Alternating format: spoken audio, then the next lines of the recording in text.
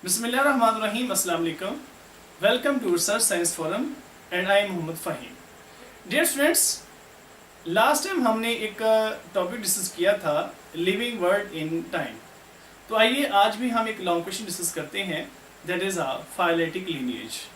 It is very important long question. आइए देखते हैं ये क्वेश्चन क्या है। फाइलेटिक लीनिएज के पहले हम देखते हैं meanings. Word phyletic has been derived from Greek word phyletikos, means that evolutionary relations among species, while the word lineage means series, links among different species. इनके different species के दरमियान जो तल्लुकात हैं उसको या तल्लुक को कहते हैं हम lineage। तो ये देखते हैं कि phyletic lineage की definition क्या है। समटाइम यही क्वेश्चन आ जाता है as a short question, what is phyletic lineage.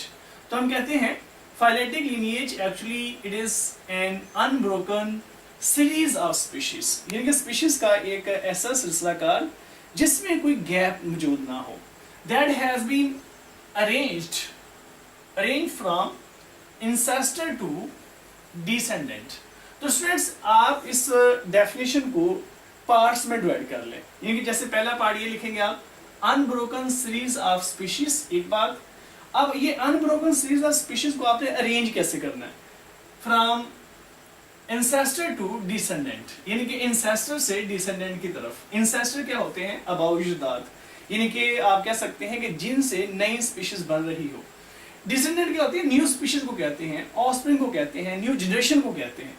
तो इंसेस्टर से डिसेंडेंट की तरफ हमने स्पीशीज को अरेंज करना है विद ईच लेटर स्पीशीज। जो बाद में आने वाली स्पीशीज होगी उसको हम बाद में लिखेंगे। इवॉल्व फ्रॉम, जिससे इवॉल्व हुई, from one that immediately preceded it, यानी कि हम पहले उस स्पीशीज को लिखेंगे जो इंसेस्टर है और उसके बाद हम फौरी तौर पर जो प्रोसीड कर रही है उसको लिखेंगे, यानी कि इंसेस्टर से फौरी तौर बाद में आने वाली स्पीशीज को हम लिखेंगे।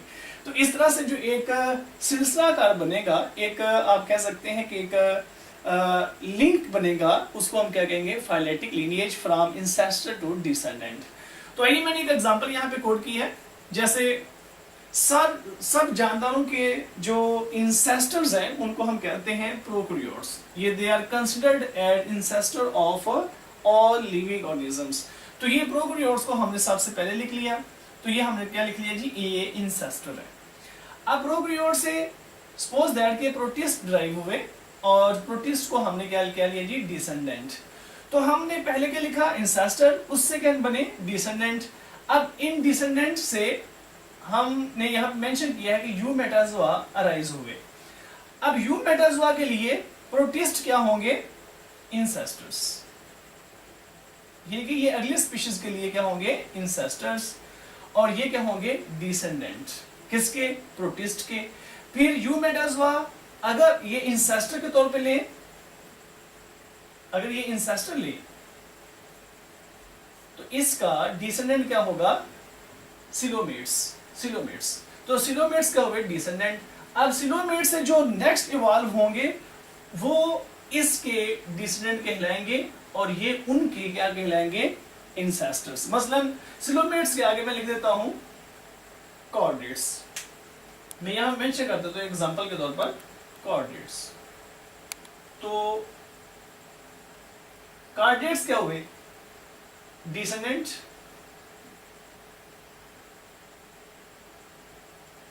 ये डिसेंडेंट कहलाएंगे और ये क्या कहलाएंगे फिर, इंसेस्टर्स।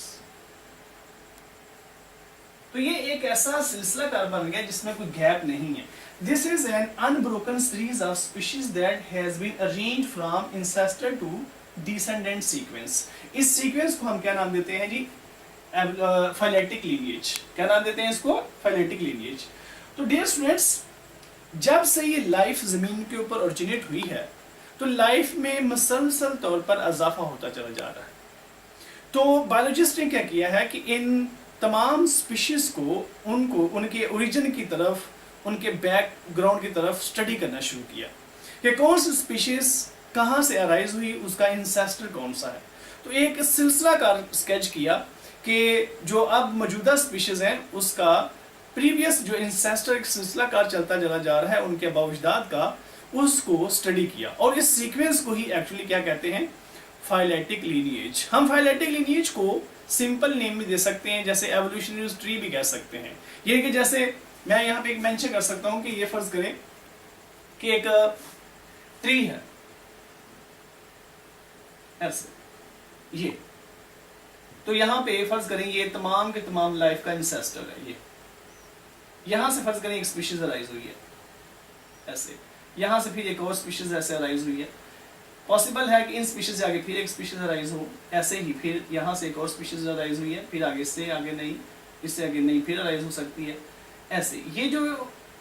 ये जो आपके सामने एक ट्री बन रहा है, एवोल्यूशनरी ट्री, इसको भी हम बता सकते हैं कि ये एक फाइलेटिक लीनिएज है। तो मसला ये तमाम लाइफ का इंसेस्टर और ये हो गया डिसेंडेंट। फिर यहां से ये फर्ज करें दो स्पीशीज ऐसे अराइज हो रही हैं ऐसे, फिर इसका ये डिसेंडेंट है, यहां से जो नई स्पीशीज बनेगी वो इसका डिसेंडेंट होगी और इस स्पीशीज का ये इंसेस्टर कहलाएगा, एंड सो ऑन। तो ये एक पूरा का पूरा क्या बन जाता है, एवोल्यूशनरी ट्री बन जाता है, जिसको हम क्या कहते हैं, फाइलेटिक लीनिएज का नेम देते हैं। तो ये बड़ा सिंपल सा है, इसके मीनिंग लिखें, इसकी डेफिनेशन लिखें, इसके एग्जांपल लिखें।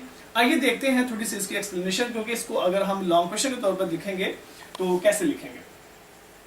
Phyletic lineage actually it represents, it shows increasing species. ये बता रहा होता है कि किस तरह से नई नई स्पीशीज बढ़ रही हैं या किस तरह से बायोडाइवर्सिटी में इजाफा हो रहा है। तो फाइलेटिक लीनिएज के जरिए से हम बता सकते हैं कि एक स्पीशीज से जो पहले से मौजूद थी उससे नई स्पीशीज कैसे और कौन सी इवॉल्व हुई है। कि ये हम इसके एवोल्यूशनरी प्रोसेसेस को, एवोल्यूशनरी मैकेनिज्म को भी स्टडी कर सकते हैं फाइलेटिक लीनिएज के तहत। हम बता सकते हैं कि एक स्पीशीज से नई कौन कौन सी स्पीशीज अराइज हुई हैं और कितना बायोडाइवर्सिटी के अंदर इजाफा हुआ है। तो एक्चुअली जो फाइलेटिक लीनिएज है ये रिप्रेजेंट कर रहा होता है कि स्पीशीज कितनी बड़ी हैं, यानी कि बायोडाइवर्सिटी में इजाफा कितना हुआ है। तो आइए देखते हैं कि बायोडाइवर्सिटी क्या है। बायोडाइवर्सिटी क्या है जी? Biodiversity is a total number and variety of species in a place. किसी एरिया के अंदर जो टोटल नंबर है और जो वैरायटी है स्पीशीज की, उसको कलेक्टिवली हम क्या नाम देते हैं, बायोडाइवर्सिटी। तो बायोडाइवर्सिटी एक्चुअली बढ़ कैसे रही है, एवोल्यूशन के तहत। बायोडाइवर्सिटी कैसे बढ़ रही है, एवोल्यूशन के तहत बढ़ रही है, यानी कि बायोडाइवर्सिटी में इजाफा ही एवोल्यूशन के प्रोसेस से हो रहा है। तो एवोल्यूशन क्या है जी? एवोल्यूशन एक ऐसा प्रोसेस है जिसमें किसी जानदार के अंदर, डिफरेंट स्पीशीज के अंदर चेंजेस आती है। तो evolution involves in formation of new species. Evolution के तहत क्या होता है जी, नई स्पीशीज के अंदर इजाफा होता है। यानी कि आप ये कह सकते हैं कि एवोल्यूशन इंक्रीजेस बायोडाइवर्सिटी। तो एवोल्यूशन की वजह से बायोडाइवर्सिटी आई और उनसे नई स्पीशीज बनी। अब इस नई स्पीशीज के इंसेस्टर को स्टडी करने का जो एक सीक्वेंस होगा उसको हम नाम कर देंगे फाइलेटिक लीनिएज। यानी कि हम ये कह सकते हैं कि एवोल्यूशन की वजह से नई नई स्पीशीज बन रही हैं। अब एक स्पीशीज से नई स्पीशीज कौन सी बनी, उससे आगे कौन सी बनी, उससे आगे कौन सी बनी, इस पूरी सीरीज को हम क्या नाम देंगे, फाइलेटिक लीनिएज का नाम देंगे। तो आइए देखते हैं कि टोटल एस्टिमेटेड स्पीशीज कितनी है। यानी कि साइंटिस्ट ने टोटल कितनी स्पीशीज को एस्टिमेट किया कि इस कायनात के अंदर कितनी स्पीशीज पाई जाती हैं, और वो है जी 5 से 30 मिलियन। यानी कि हम कह सकते हैं कि 5 to 30 मिलियन स्पीशीज एग्जिस्ट कर रही हैं इस वक्त कायनात में। तो इनमें से जो डिस्कवर्ड स्पीशीज वो बहुत कम है। कितनी? 2.5 मिलियंस। यानी इसका मतलब हुआ कि स्पीशीज जो डिस्कवर्ड है वो बहुत कम है। टोटल एस्टिमेट कितनी है? 5 to 30 मिलियंस। और जो टोटल डिस्कवर्ड स्पीशीज है वो कितनी है? 2.5 मिलियंस ओनली। तो आइए देखते हैं कि इस 2.5 मिलियन स्पीशीज के अंदर जो डिस्कवर्ड स्पीशीज की परसेंटेज कितनी है। तो इसमें सबसे पहले देखते हैं हम इंसेक्ट्स। तो इंसेक्ट्स की परसेंटेज है 53.1%। इंसेक्ट के अलावा जो दूसरे एनिमल्स हैं उनकी परसेंटेज कितनी है? 17.6%। तो क्योंकि इंसेक्ट भी एनिमल है और इसमें दूसरे एनिमल, जब दोनों एनिमल्स को हम इकट्ठा कर लेते हैं, अगर आपसे पूछा जाए कि इन discovered species the percentage of animals, तो आप कितने बताएंगे? 70.7%। यानी कि दोनों को अगर हम मिला दें, क्योंकि इंसेक्ट भी एनिमल्स ही हैं, तो इंसेक्ट के अलावा जो बाकी एनिमल हैं उनकी परसेंटेज कितनी है? 17.6 है।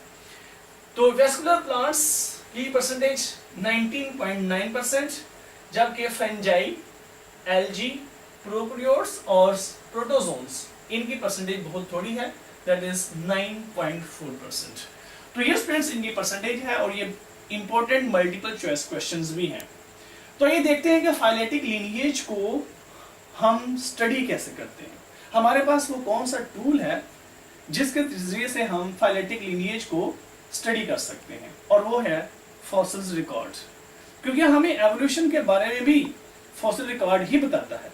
हमें कैसे पता चला कि एवोल्यूशन आती है, हमें कैसे पता चलता है कि स्पीशीज के दरमियान में एवोल्यूशन आती है, तो वो कौन बताता है? हमें फॉसिल रिकॉर्ड बताता है। तो फॉसिल रिकॉर्ड क्या करता है? इट हेल्प्स टू अंडरस्टैंड और स्टडी द फाइलेटिक लीनिएज। हमें फाइलेटिक लीनिएज को स्टडी करने के लिए फॉसिल रिकॉर्ड हमारी हेल्प करता है। It is also helps to understand the process of evolution, यानी कि हमें एवोल्यूशन का प्रोसेस भी अंडरस्टैंड करने के लिए फॉसिल रिकॉर्ड बहुत ज्यादा हेल्प करता है। तो अगर हमारे पास स्पीशीज के, डिफरेंट स्पीशीज के फॉसिल्स मौजूद हों, तो हम उसका इंसेस्ट्रल हिस्ट्री, उसका फाइलेटिक लीनिएज बड़ी आसानी से डिटरमिन कर सकते हैं। हम बता सकते हैं कि कौन सा ऑर्गेनिज्म कहाँ से इवॉल्व हुआ है, कौन सा ऑर्गेनिज्म, उसका इंसेस्टर कौन सा है, उसका ओरिजिन कहाँ से है, अगर हमारे पास उसका फॉसिल रिकॉर्ड मौजूद हो। But unfortunately, we don't have fossil record of all different living organisms. इसकी रीजन क्या है कि बेशुमार ऐसे सॉफ्ट बॉडीड एनिमल हैं जिनके फॉसिल्स नहीं बने, वो प्रिजर्व नहीं हो सके।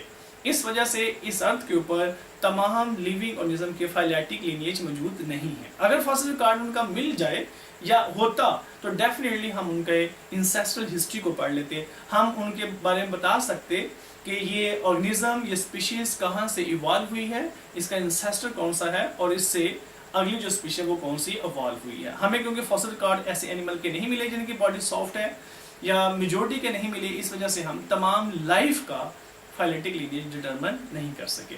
तो thank you very much students, यहाँ तक ये क्वेश्चन मुकम्मल होता है।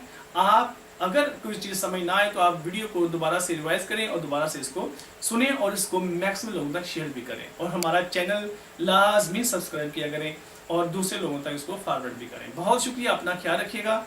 अल्लाह हाफिज़।